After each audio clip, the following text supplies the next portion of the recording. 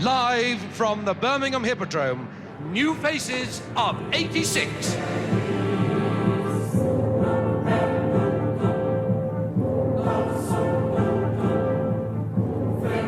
New Faces was the biggest programme on television. We'll go over to our panel for their comments. It's very powerful. Absolutely fantastic. Whatever it is, he's got it.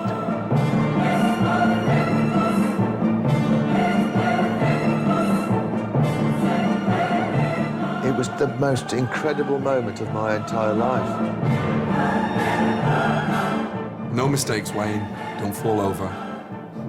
This is live television. I wanted to be a star.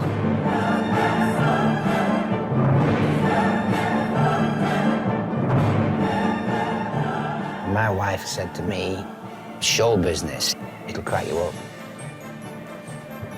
You know what?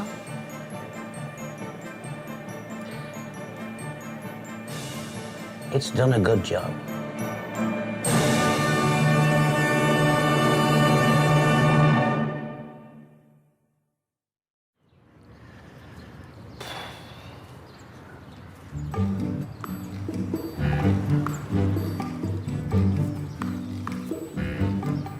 Looking back, how important was that night? Well, it's more important. Winning the lottery couldn't top it. You know, you could... sitting at the side of the Queen would not top winning a show like that. Meeting any idol, shaking hands with God could not top winning New Faces. No way. You really felt that? Yes. Yeah. Because no one in the world wants to know a loser. They don't want to know you.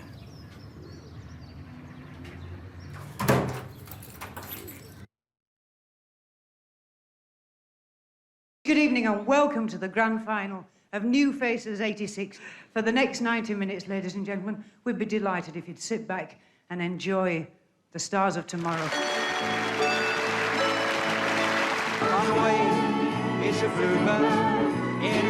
Vinny was one half of a comic double act. He sings a love song as we go along. We're walking in the winter wonderland. In the melody How confident were you? Very. I had 100% faith in making it big to be a funny man. Why do you call me all this chaos, aggravation all the time? Because there's something wrong with your throat. What's wrong with it? It wants cutting. Jim, your comments, please, on Walker and Cadman. Well, what can you say? I mean, the audience loved them. We all loved them. I'd like to see their whole act. I think it'd be marvellous. Thank you. Thank you, Jim. Me and Mel looked at each other, we opened a bottle of champagne and we said, cheers, Vin, we're on our way now. And we was on our way. We was on our way to being big stars. The other acts on stage that night included Billy, another comedian. I've had a walk around Birmingham today. I saw this sign, it said topless restaurant. And I went in and there were no roof on. And it were raining, it took me an hour and a half to eat my soup.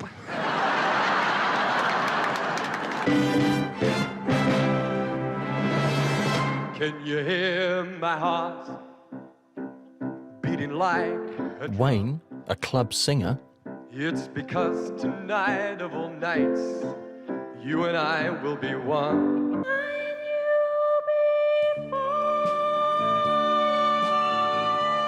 Julie, a soprano. Burnt out ends of smoky days. And Gary, a 17-year-old violinist.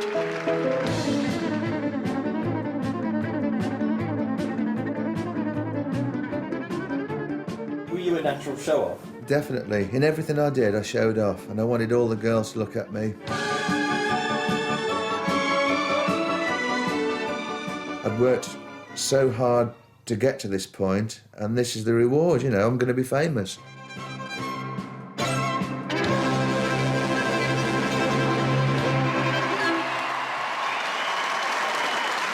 I absolutely brought the house down.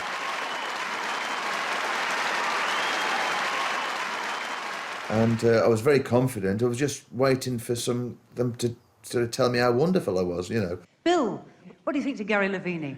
Well, he totally tore this audience apart. Didn't he and, just? I can guarantee my mum sitting at home saying to my dad, "Hey, Albert, what a lovely-looking lad he is." I thought he was terrific at his act, but if you're asking me to decide whether there's a New Faces star in the making, I would say not a star for me, because I don't understand where the act can go. We shall see. It depends on the people out there.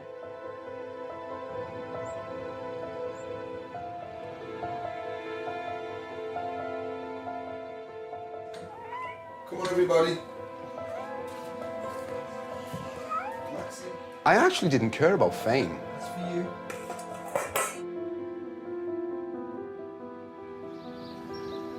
For me, the stage was an escape from home. The final act was James, a soul singer from Liverpool.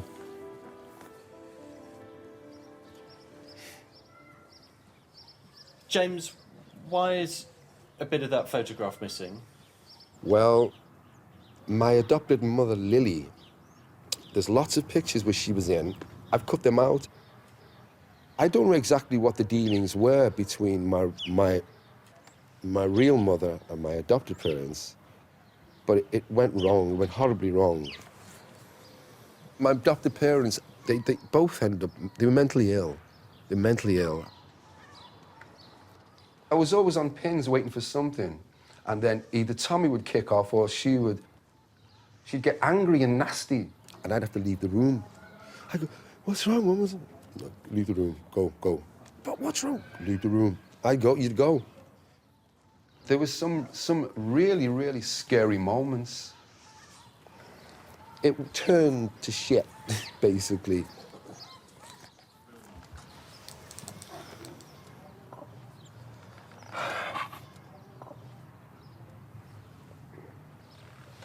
You okay, James? Do you want to take a minute?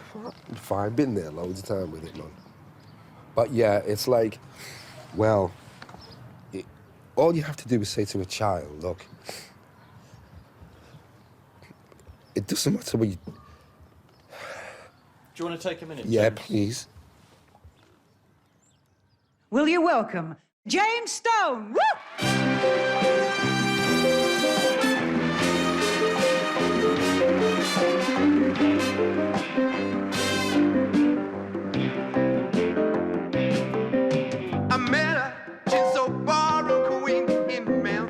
I could sing, show off, and be Mr. Cool for people. That was a real good trip, that was. But I was a troubled young man.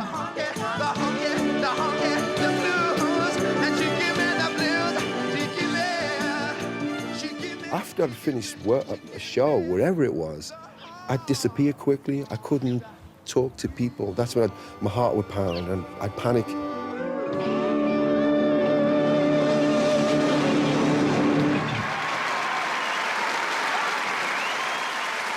What did you think to James Stone? I thought he was absolutely marvellous. He really nailed it there for the audience and got everybody going with him.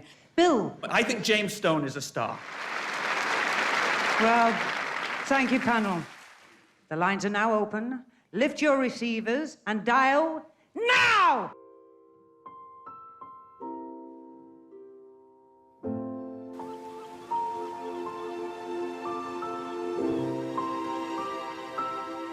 The morning after the grand final, all the acts awoke to find themselves famous. You come from nothing, and then the next minute you are literally thrown into the lights of stardom. People respect you more. You get more respect. People see you in the street. There's Vinny. Get his autograph.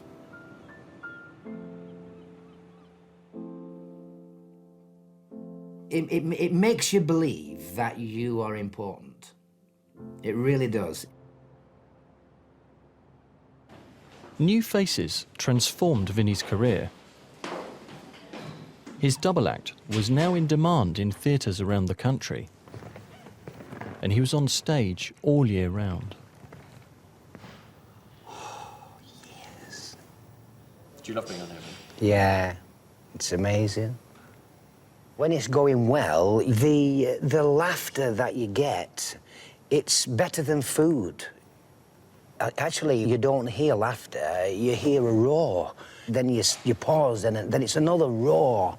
And it's like 1,200 lions roaring at you. And it's like, wow, you know, you're on your way. Everything's a bit of fun when you're on stage, even when you're off stage. There's a switch that goes in your head to say, now it's fun time. This was the 24-hour party place. This place never closed. I was brought up on a little old council estate in Wigan. I didn't expect to mingle with such things like Oliver Reed and Roy Chubby Brown. Over here, there'd be all the groupies, if you like, you know. I'd be up the bar here with a couple of women, me and my other partner. We used to stand here at the bar, and then I remember asking a young lady here to marry me, actually, at this bar here. All my money would go in here, man. Every penny I used to have would go behind that bar here, so that's called partying. I'd walk home in the next day with not a penny in my pocket. But then again, I go on stage again, get my wages again, come back down to the Dutchman again, partying again. Let's get to the bar. Let's have some fun with the girls. Come on. And that's what we used to do. Was it good times? It was brilliant time. We had a really good time.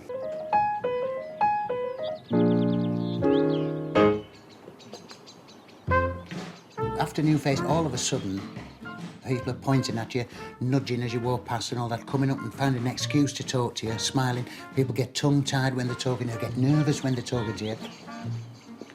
Billy's performance in the grand final got him taken on by one of the biggest comedy agents in the country. I always felt I was like, as if I was waiting in the wings. And when suddenly it was my chance to walk out, I couldn't have been more ready than I was then. He shot to fame out of his New Faces appearance and his rapid-fire humour. Please welcome comedian Billy Pearce. I appeared on television ever such a lot. Have you been in showbiz long? What time is it now? The BBC gave him a TV series.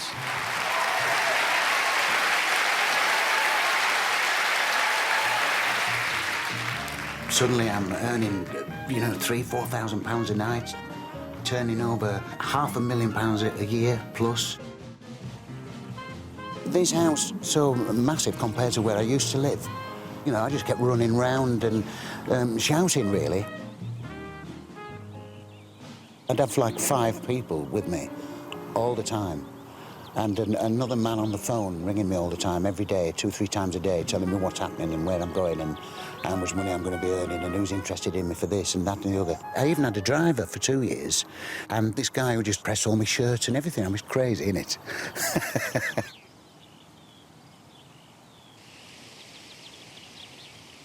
Were you unfaithful to your first wife?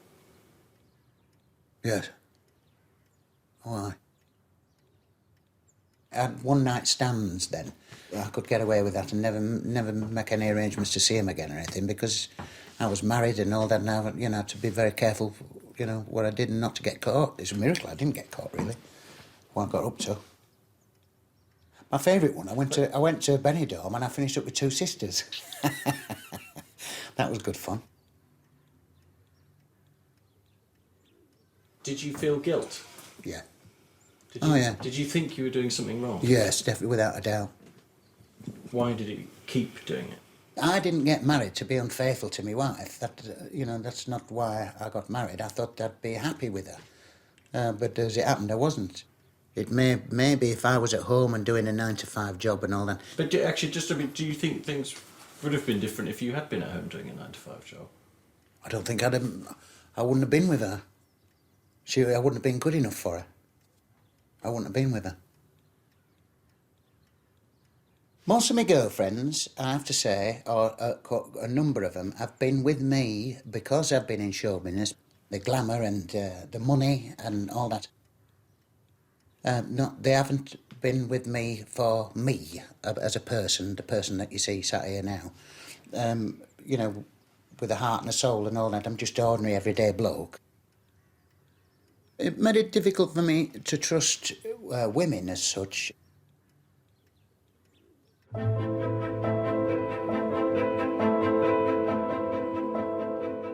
After New Faces, you have to milk this opportunity while you can.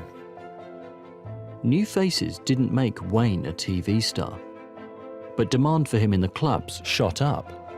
A lot of people say I was a workaholic. I'd sometimes be working 7 nights, 7 evenings a week. I would be driving many hours to a venue and then having to perform and then driving many hours back. So that was me. I was work and work was me. I was never one that thought that my career would bring plenty of women to me, but because you're up on the stage, you get many admirers. He's tall, handsome, and has got a good voice. Did you feel like being on the road and family life were in conflict? Yes.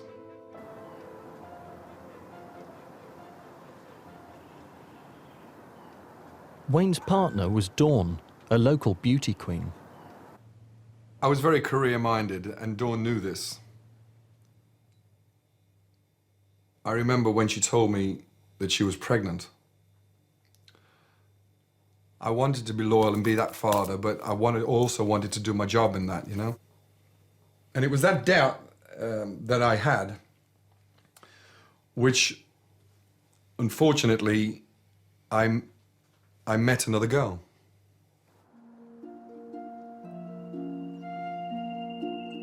Love is something that comes and goes, I think. I'm not God's gift to women to look at, and I've never felt that way. But I think the show business has helped me find the girls, shall I say. And people might think that I've never really loved. And people might be right.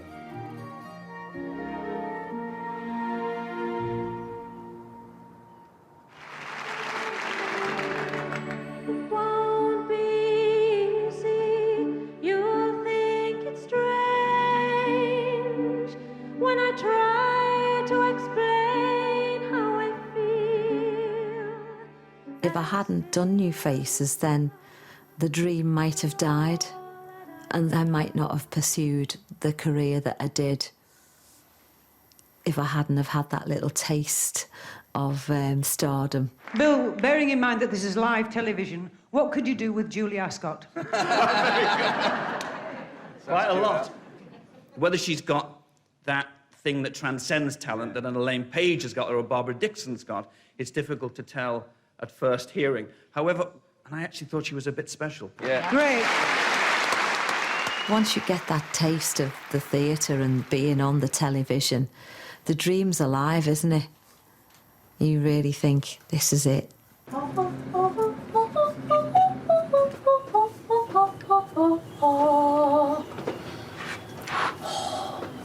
Do you think men and women have a different experience of working in show business? Yes, I do. Most definitely. I think men get the chance to have it all, whereas women always have to sacrifice something.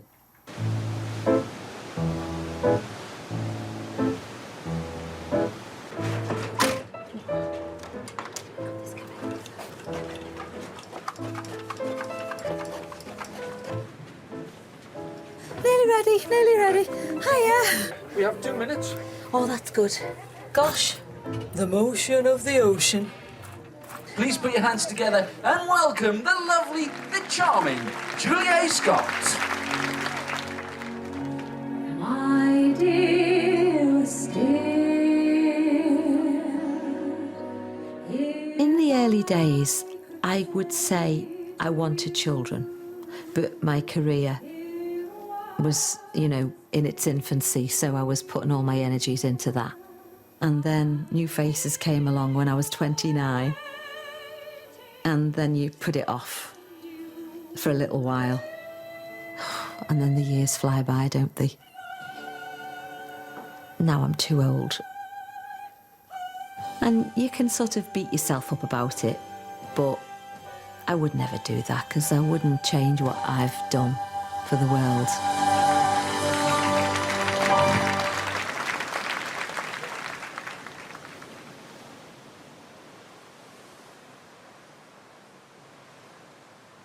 So, no babies. I really, now, as I sit here, I think I wished I would have had one. If you touch me, you'll understand what That would have been nice. Do you think you'd have enjoyed being a mum? Yeah, I think so. Yeah, I think I would have made a good mum.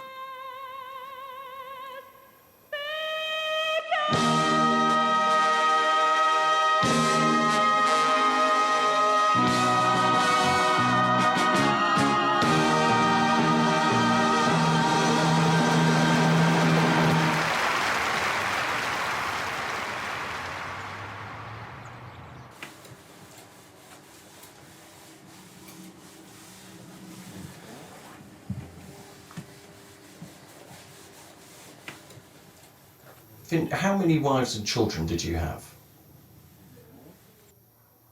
3 wives and 8 children. Yeah.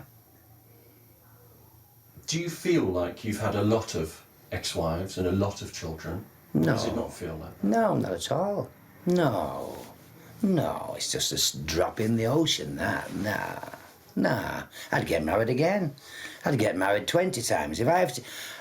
If I have to get married 200 times to find the love, my proper, my soulmate, my twin soul, I will find my twin soul.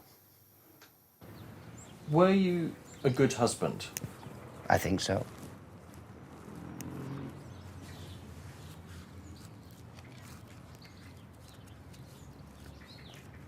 What drew you to Vinny?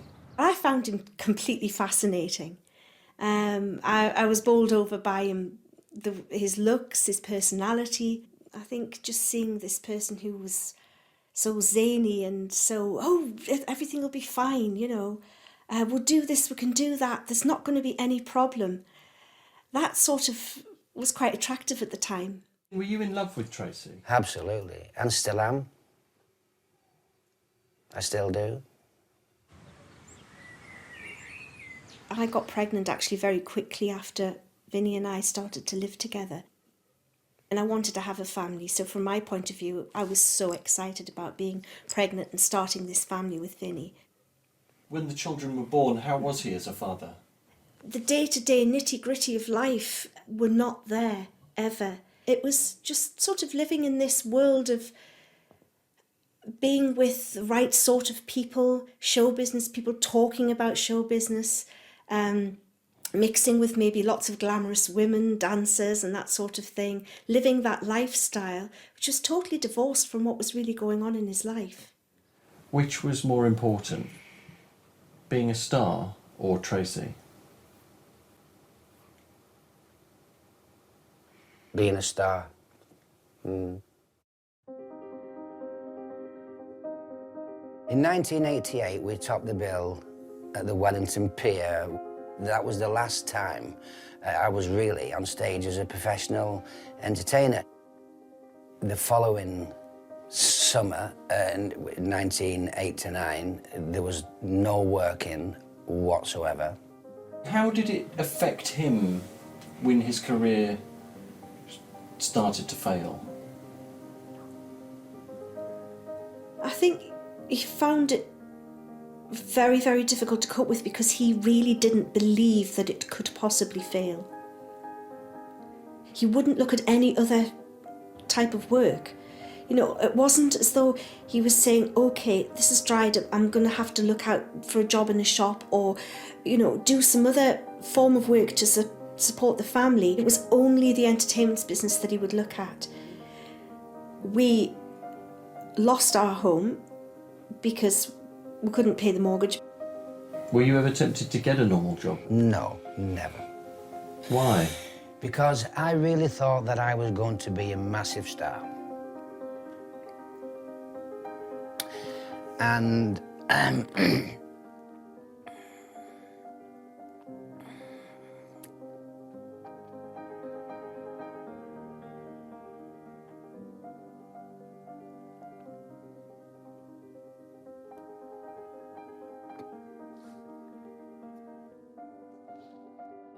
family life wasn't enough for him. He needed the outside world to know about him. He needed for everybody to know about Vinnie Cadman as a star. it's like a love relationship with it, really. I remember saying to my partner once, I'd sleep on the stage. I would, in the theatre. When I walk into a theatre, it's so wonderfully nostalgic, if you like. It's like, it's so, I feel at home in a theatre. And it's been taken away from me,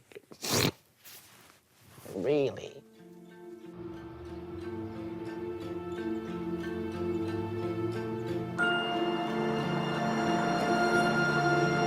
What did you think to James Stone? I thought he was absolutely marvellous. I thought he was a fabulous talent. You know that's a face you're going to see around for a long time. That's what new faces should be about. I think it's superb. I think James Stone is a star. Thank you.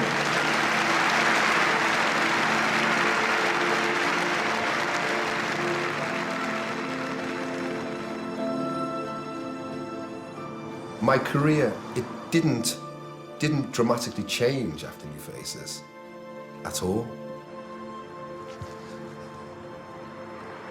It wasn't suddenly Aston Martins and big houses. It was still the nitty-gritties. I was still traveling many hours in the car, still getting to places with no dressing room. Got changed in there. Some embarrassing situations from there. I didn't even think about that. I didn't think I'd been on television. I deserve better.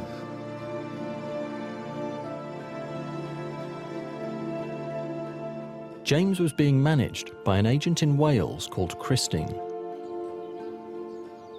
She and her husband invited James to move in with them so he could leave Liverpool behind.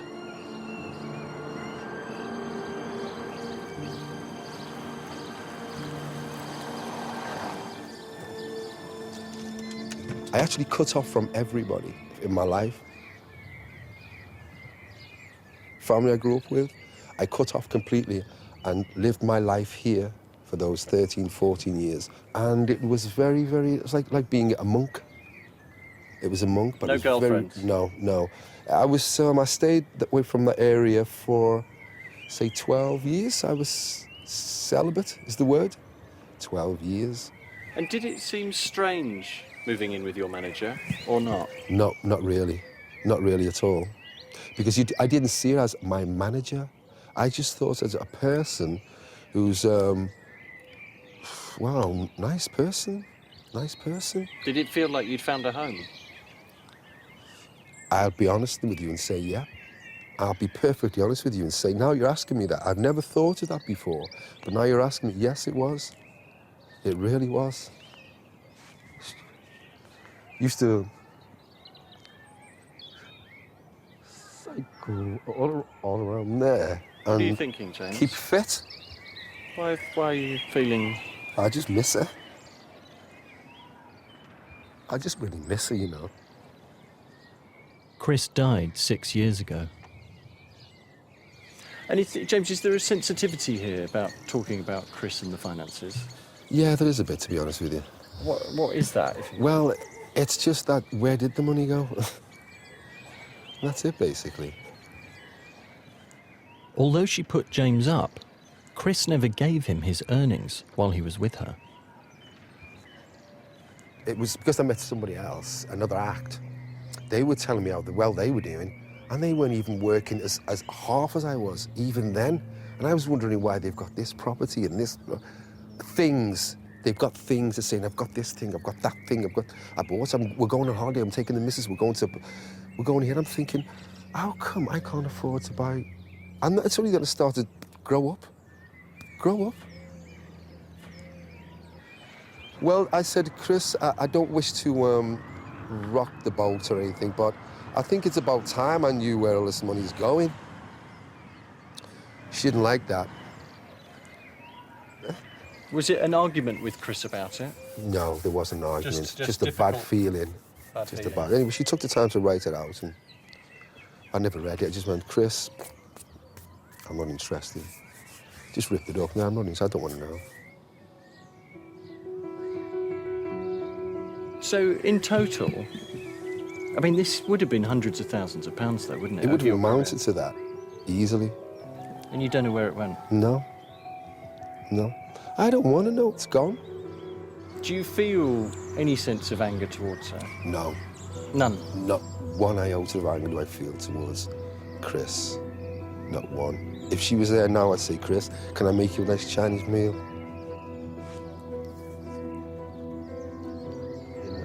What? Used to making that. So, yeah, I love this place. I love Chris and Dave. I love all the people. She was much. She was like a mum.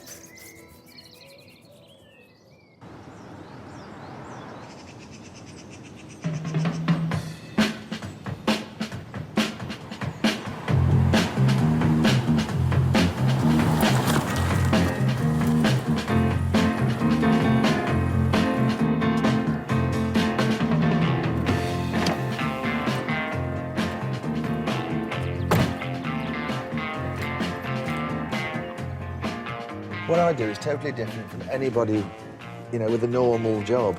It's totally different, you know. You never get fed up being on stage. Gary became a cruise ship entertainer. Hello. How you doing? Okay. You get to your ship, and you're in the jacuzzi, having a, you know, nice relaxing day in the sunshine. You think, no, this is not bad, you know. It's great. He may be young, but my goodness, he's good on the fiddle. Straight after New Faces, he was in demand on light entertainment programmes for 2 years. What is so good about fame? When you're famous, it literally is all about you. And it's, yeah, not anybody else, you. And everyone's looking at you, everyone wants to meet you, everyone wants to touch you, everyone wants to kiss you, everyone wants to be around you, everyone wants to sit with you. It's just me time. Me, and more me.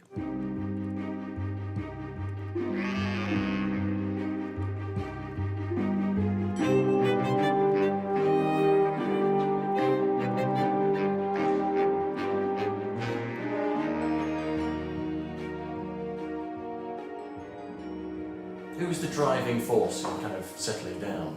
Me, I suppose. Definitely Emma, yes. Because I've got the best of both worlds. You know, I was sort of still cruising when we first met. You know, and the partying was still happening. So I suppose it was me that decided at some point, went, Gary... So she gave me an ultimatum. Do you want to marry me or not? It was 6 years down the line and Gary still hadn't proposed, so... I think he was the, obviously, the heartthrob violinist that everybody wanted a little piece of. And I suppose I was the lucky one that got the whole piece.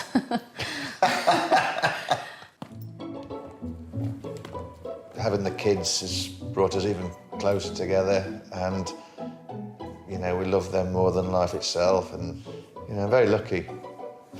Do you feel lucky? Yes, I do. I've got a lot of showbiz friends who, and most of them have sort of been married at least 2 or 3 times.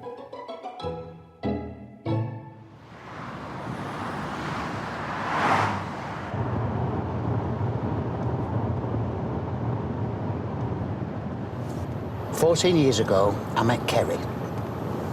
She was a professional dancer, and I thought she was absolutely beautiful, and I thought I'd made a bit of a coup there, to be honest. Over a period of time, I just fell head over heels in love with her, so I bought an engagement ring, and she said yes.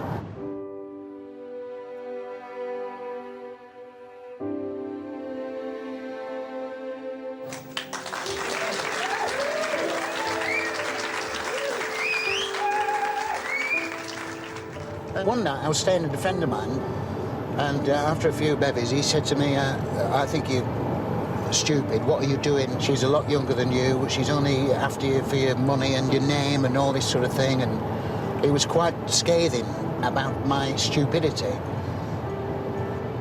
It did upset me, and I said, "Look, you know, only time will tell. You may be right. You know, who knows?"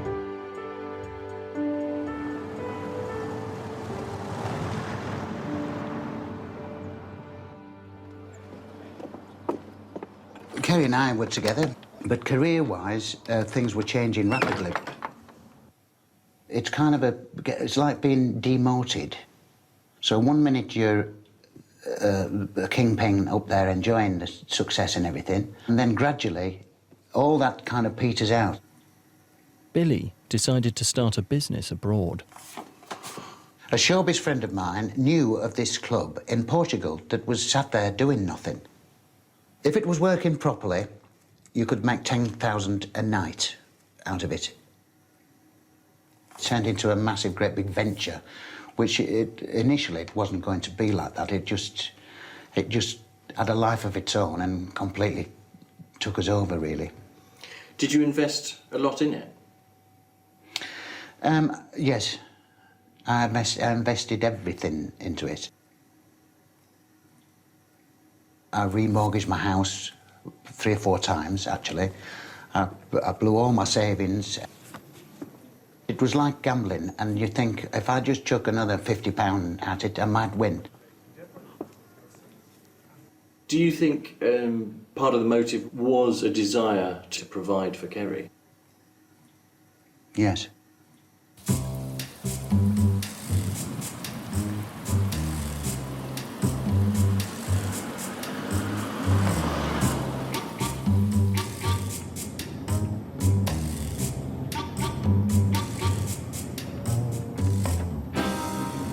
How hard were you drinking? I was drinking 24/7. I was actually drinking round about 18 hours a day. When you were drinking that much, were you worried about yourself? No. No. Not one iota. It made me feel on top of the world. One night I left the pub at 1 a.m. I'd had a lot to drink. I got in the car. The police pulled me up within about 10 seconds. He said that you've been drinking. I can smell it a mile off. I said, I've had a couple. And his mate said, I mean a couple of gallon, you mean? The judge said, we are looking for a custodial sentence. And I said, what's this mean? And the copper said to the side of me, you're going down, lad. You're going down.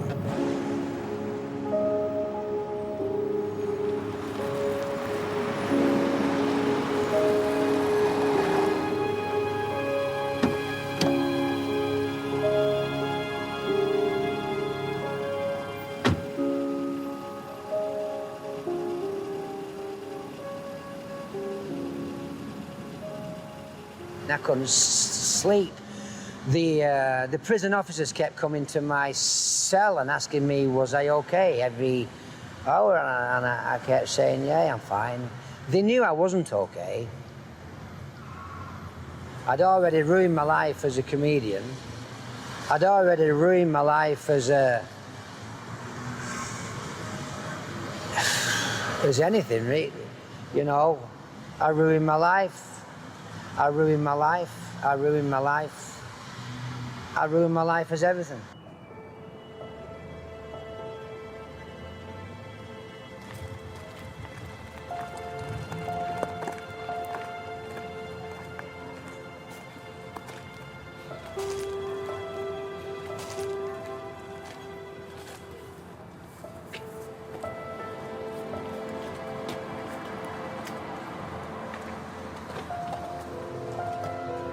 So, yeah, I was in here for a while.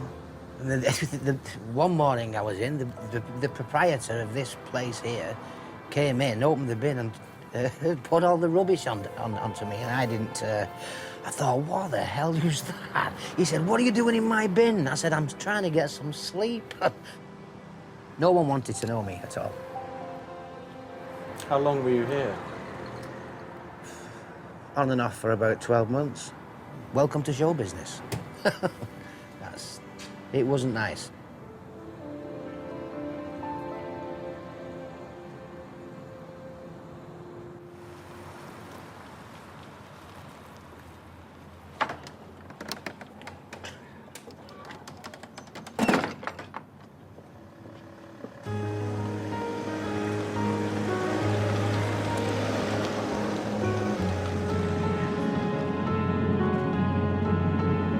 So then we were out in Portugal. We had a phone call from the solicitor that was dealing with all the legal side of the club, telling us not to spend any more money, don't part with any money, don't do anything else until you've seen me. The contract that had been done with this club and the man that was that owned it and everything, he was a bankrupt, and therefore our contract was worth nothing. My partner, the business guy, he looked at me and he said, what does it all mean? And I said to him, I said, look, mate, I said, we might as well have set fire to the money. That's what it means. I said, we might as well get on a plane and go home. It's a waste of time. We've blown it, all this money. It was as if somebody had opened a trapdoor and you'd fallen through it, you know, or you'd gone in a toilet and somebody had flushed it and you were flushed away.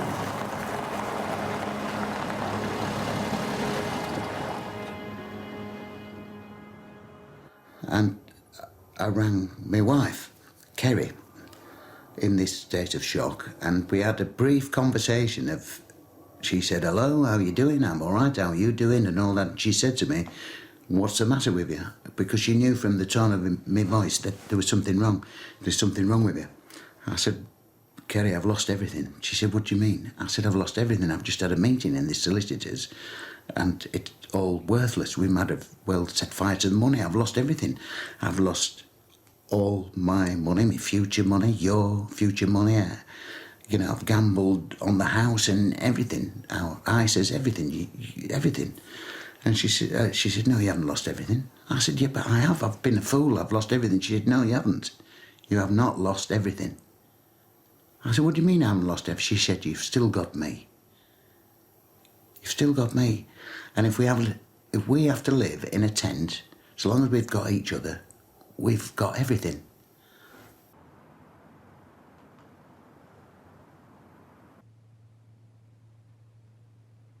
Things in life are bad, they can really make you mad, while other things just make you swear and curse. But when you're chewing on life's gristle, don't grumble, give a little whistle, and this'll help things turn out for the best. Always look on the right side of life. I am the luckiest man in the world. I've found a family life that I've never had before, and I'm enjoying every second of it and making the most of it while I can. Billy's friends loaned him enough money to keep his house. He has since paid them back. That'll do.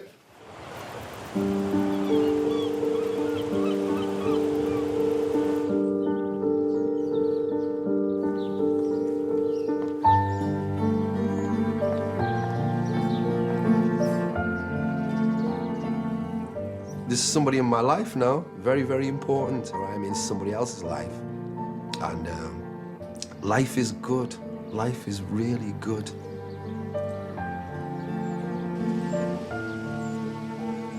And it's with the help of somebody. We all need that one person. I found the one person.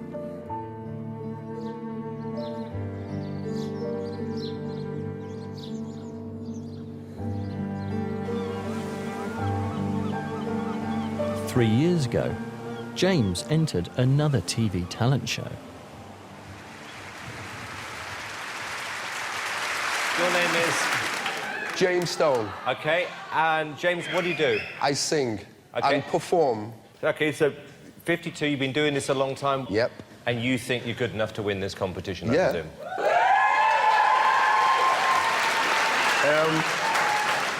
Shall we do it? And should we do Yes, it? please. See?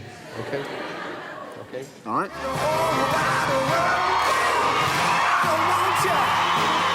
Sad I'm blue, 'cause I just wanna make love to you. Thank you. You're kind of like a kind of sexier version of Mick Jagger. The black version.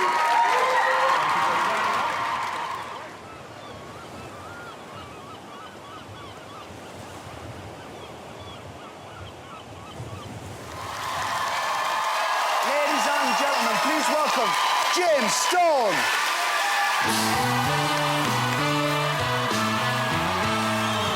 Come on. Got this. Baby, take off your coat. Well, real slow, like this. You've come from bingo halls to Britain's Got Talent, 12 million people watching. I thought that performance was brilliant. Thank you very much. Thank you, Peter. Thank you very much. Thank you. It's interesting watching that back. You know, you're actually a very, very talented guy. You know, you look good, you've got a great voice. It's kind of like, I think you're in the bingo halls because of probably bad luck, bad decisions you may have made in your life. Maybe tonight, that performance could change your life. Yes.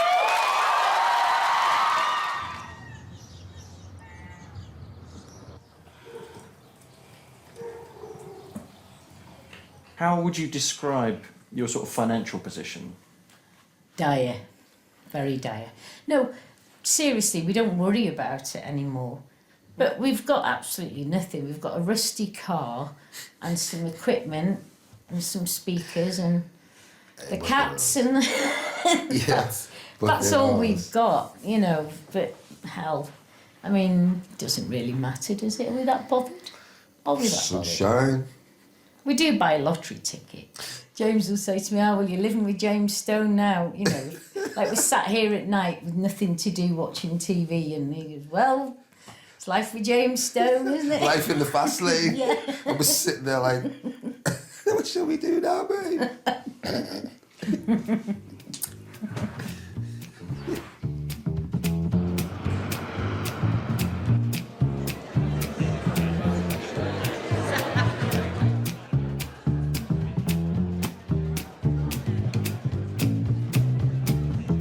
When I look back now, I always think I must have been okay because I'm still doing it at my age now.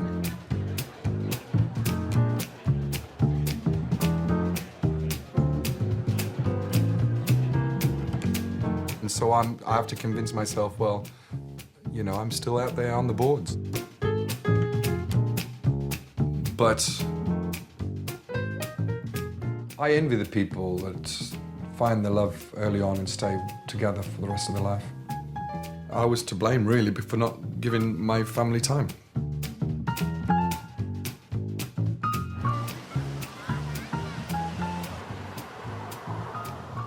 For my first 7 or 8 years, I didn't see much of my dad at all, but as I've grown older, we see each other quite a lot. I mean, we go to the football every week. That's kind of our, like, structure. We go to the football. But obviously, you know, I've got a key to my dad's house, and whenever I feel like going round, I can pop up there and, you know, and see him. So it's like become a mate more than, you know. I used to protect him when we used to go to football, and he protects me now. So. Do you think there's anything that you wish your dad had done differently? Not in terms of his career. I mean, he's good at it, and I think that he deserved to, you know, show people that he was good at that career. I mean, obviously, family life, maybe things could have worked out for the different. We don't know, and obviously, that's something that only Dad knows.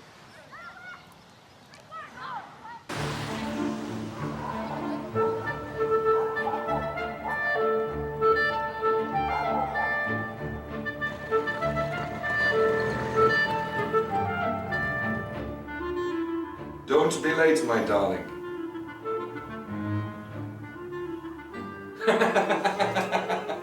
I love you very much.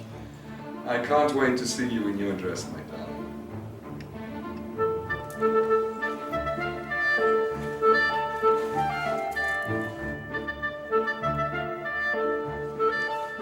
We met on a dating agency, an international dating agency. We sent emails back and forth. We then did a video date where I could see her and talk to her and she talked to me. Then I came to see her. It was very difficult at the beginning when I first made contact with Julia with the language barrier. Because she spoke very little English. I mean, it was very, very little. And of course, when I came over, we had to have a translator, interpreter with us all of the time.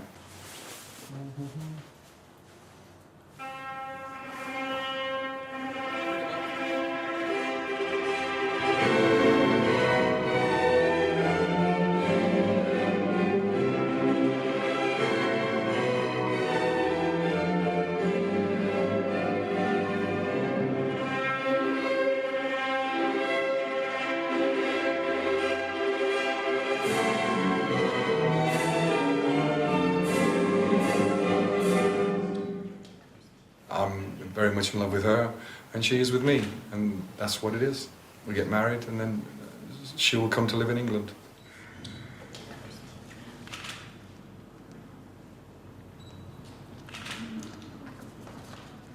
Скрепите ваши узы.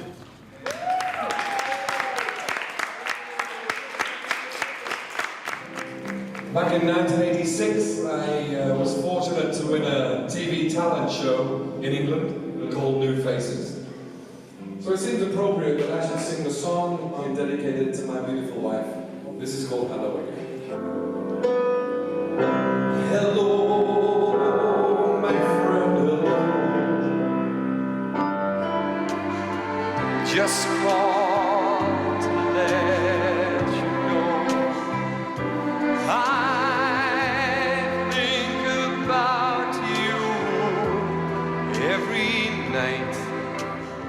I know I'm older and I've been around a long time, but it was kind of love at first sight. Hello. I want this girl to be in my life for the rest of my life.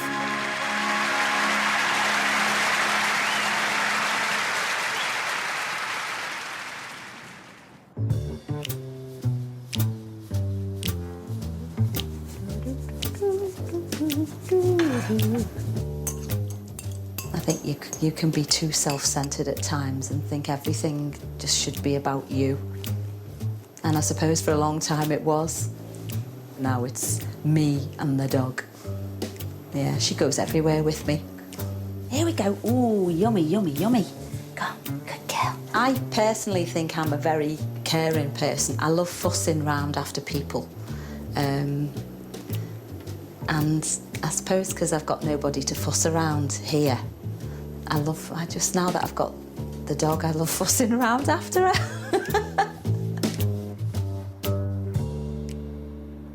Do you think, in a way, your great love affair, the great love of your life, has been your career rather than another person?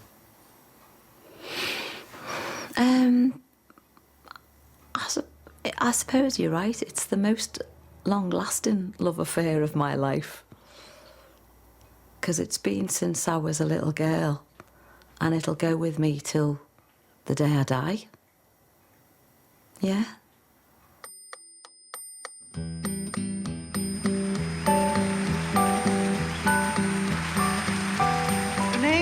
acts that have been in the final tonight are represented in the stars.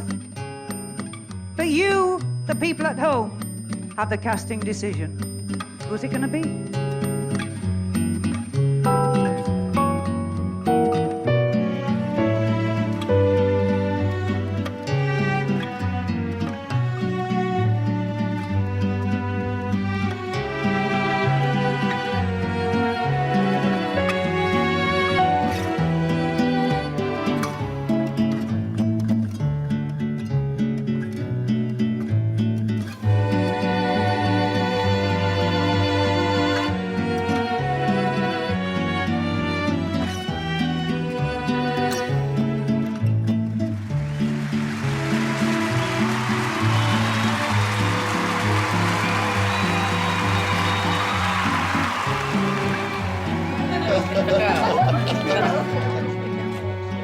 I think the only thing that we would maybe wish if there was maybe someone like Simon Cowell that was there at the time of the 1986 New Faces that would back you and give you the £1 million record deal. I mean, I've got to say, there was absolutely no prize money, not even a vase saying, well done, Yeah. nothing, you know. But when I left school, I didn't really know what I was going to do for a career. So everything just happened, you know, and took the decision away from me, you know, New Faces. Changed everything. It was amazing.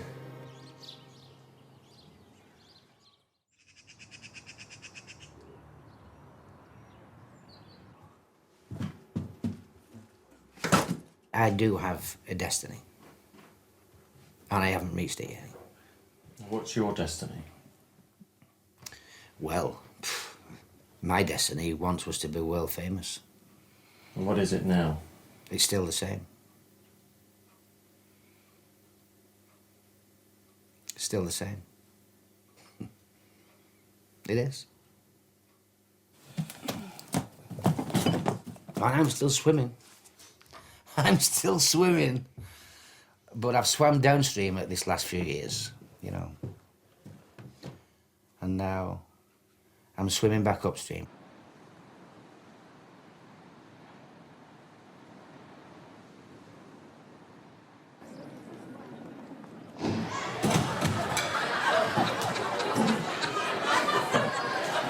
Finny! Yes! When it was going badly, or when it has been going badly, and you're struggling to pay the bills, yeah, and it's causing you suffering, yeah, the fact that your career isn't going well, yeah, why haven't you ever gotten just a normal job?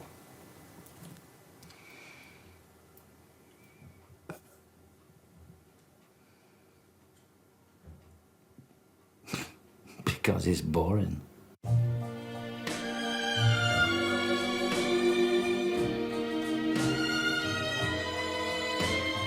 There's a terrified sausage dog on Never Mind the Buzzcocks with Rod Gilbert hosting next here on BBC2, whilst the second part of Only Connect Wall Night gets underway over on BBC4 now. Stormy weather.